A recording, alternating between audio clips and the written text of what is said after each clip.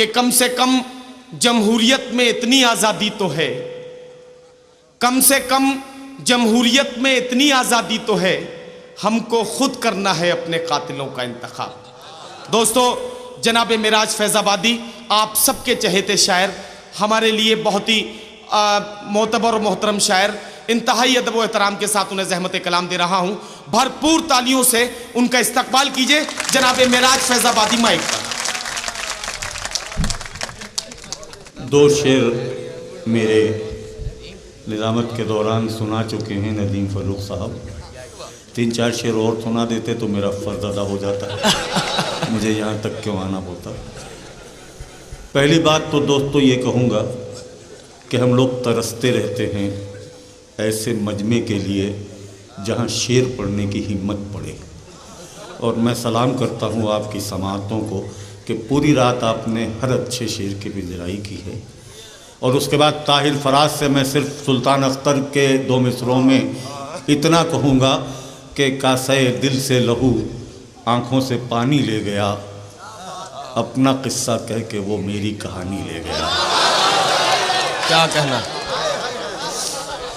طاہر فراز کی نظم کے بعد کچھ دیر تک ذہن حاضر نہیں ہوتا کہ اپنے اشعار یاد آئیں۔ میں مبارکباد آپ کو دیتا ہوں جس انداز سے آپ نے وہ نظم سنی اس رشتے کے احترام میں، اور اب میں چند شعر حاضر ہوا ہوں تو میں حاضر کر دوں، مگر ذرا سی توجہ دیں تو عنایت ہے کہ پہلے کچھ شاعری سن لیں۔ ملاحظہ فرمائیں دوستو، ایک بات کہوں گا، میں آج رات میں مستقل دیکھتا رہا آپ کا رد عمل بھی اور ڈائز بھی، 150 مشاعرے پڑھ لینے کے بعد ہمارے ڈائز کے شاعر ساتھی عظمتوں کا شامیانہ تان کے اس طرح ڈائز پر بیٹھتے ہیں پوری رات جیسے مشاعرہ نہ سن رہے ہوں، اعتکاف میں بیٹھے ہوں، کسی شعر پر کوئی رد عمل نہیں۔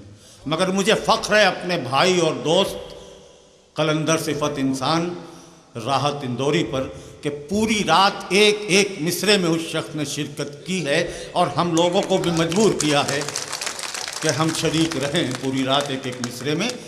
اگر ہمارا پورا ڈائس ایسا ہی مشاعرہ سننے لگے تو یقین مانیے کہ ہمارا معیار اور بلند ہو جائے۔ تو میں ایک مطلع انہی کی نظر کرتے ہوئے بات آگے بڑھاتا ہوں۔ ملاحظہ فرمائیں کہ وہ کہ پرچھائیوں کا پرستار تھا جاں بلب تھا کسی اجنبی کے لیے، واہ!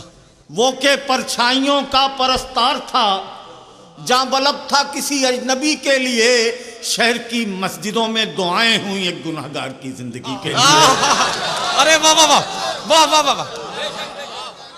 وہ کہ پرچھائیوں کا پرستار تھا جاں بلب تھا کسی اجنبی کے لیے، شہر کی مسجدوں میں دعائیں ہوئیں ایک گناہگار کی زندگی کے لیے۔ اور یہ شعر میں اپنی نسل کے حوالے سے پیش کر رہا ہوں کہ ان کی ہمدردیاں اپنی مجبوریاں زندگی میں بس ایک مشغلہ رہ گیا، ان کی ہمدردیاں اپنی مجبوریاں زندگی میں بس ایک مشغلہ رہ گیا، پھینک آئے سمندر میں سورج کو ہم اور ترستے رہے روشنی کے لیے۔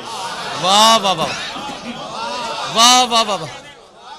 ان کی ہمدردیاں اپنی مجبوریاں زندگی میں بس ایک مشغلہ رہ گیا، پھینک آئے سمندر میں سورج، پھینک آئے سمندر میں سورج کو ہم اور ترستے رہے روشنی کے لیے۔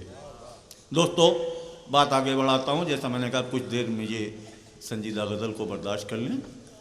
ملاحظہ فرمائیں کہ یہ مطلب ہی آپ سے براہ راست مخاطب ہو کے عرض کر رہا ہوں کہ اجنبی بن کے نہ یوں داد وفا دو مجھ کو، اجنبی بن کے نہ یوں داد وفا دو مجھ کو، میں گناہگار اگر ہوں تو سزا دو مجھ کو، واہ میں گناہگار اگر ہوں تو سزا دو مجھ کو، اور تم تو سورج ہو تمہیں میری ضرورت کیا ہے، میں دیا ہوں کسی چوکھٹ پہ جلا دو مجھ کو۔ واہ واہ واہ واہ واہ واہ واہ واہ! تم تو سورج ہو تمہیں میری ضرورت کیا ہے، میں دیا ہوں کسی چوکھٹ پہ جلا دو مجھ کو، اور اس سے پہلے کہ مجھے پڑھنے زمانے والے جھوٹ کا مجھ پہ گما ہو تم مٹا دو مجھ کو۔ واہ واہ واہ! اس سے پہلے کہ مجھے پڑھنے زمانے والے جھوٹ کا مجھ پہ گما ہو تو مٹا دو مجھ کو. اور یہ آخری شعر اس غزل کا کہ میں تو رستے کا دیا ہوں میرے سب اپنے ہیں.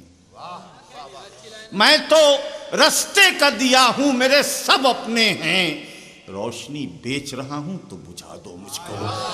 روشنی بیچ رہا ہوں میں تو رستے کا دیا ہوں میرے سب اپنے ہیں. روشنی بیچ رہا ہوں تو بجھا دو مجھ کو. روشنی بیچ رہا ہوں تو بجھا دو مجھ کو.